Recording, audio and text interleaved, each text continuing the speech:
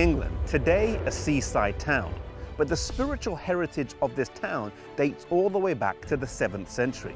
In 656, the abbey was founded by Abbess Hilda, and in 663, the Whitby Synod was held here between the leaders of the Celtic Church and the leaders of the Catholic Church, and it was not without confrontation. This synod set the dates for Easter that are kept by the church today, and it also led to the establishment of the Roman religion elsewhere in England.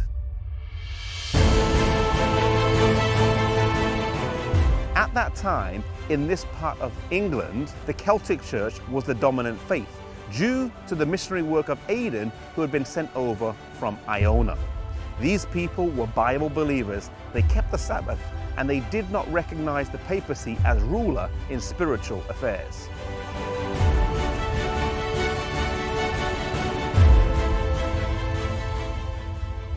Coleman was the successor of Finan. Finan was a successor of Aidan, who originally started the work here in England. And Coleman had only been working for 3 years when the Council of Whitby was called. He had a couple of things against him. Firstly, that he had only been working for 3 years. Secondly, that his opponent, Wilfrid, was well drilled in the papal arguments. And thirdly, that the Queen of the King was Catholic. The principal question of the debate was, when would the date of Easter lie? Now, Wilfrid had spent 4 years before this in Rome, where he was well studied, and he wanted to come back here to Northumbria, determined to bring the Celtic Church into subjugation. He wanted an open debate. And King Osby agreed for an open forum. So on one side you had Coleman, the Scottish clerks, and Abbess Hilda, and on the other side you had the king, the prince, the queen, and Wilfrid, and so the debate began. Coleman skillfully answered the questions in regards to Easter, but Wilfrid brought the debate around to the issue of Peter's authority and eventually succeeded in convincing the king of his arguments.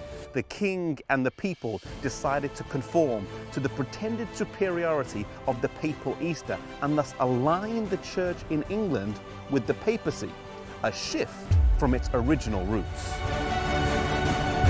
Coleman soon left for the island of Iona, and following this 4 dark centuries followed in England. Soon after, the Danish Vikings swept through England, bringing with them a flood of paganism. The Celtic Church would remain strong in Scotland, in Wales, and in Ireland, but even in England, followers of truth would persist over the centuries. The seed sown by Aidan, Finan, and Coleman would continue, so that when John Wycliffe began his marvelous revival centuries later, his followers are thought by some to be those who maintained from generation to generation the doctrines of Aidan. One thing we learn here from the Council of Whitby is that though the cause of God took an apparent defeat, we have to remember that we're living in a great controversy where there's a battle between truth and evil.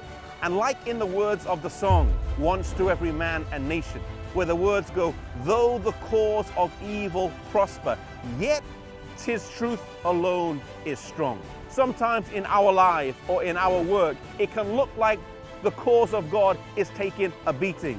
It can look like the cause of God is suffering. Yet we need to remember that we're living in a great controversy. There's a battle between truth and error, between right and wrong, between God and Satan. If we abide in Christ, if we align ourselves with God, we can know that we will always end up on the winning side, though on the way there will sometimes be apparent defeats.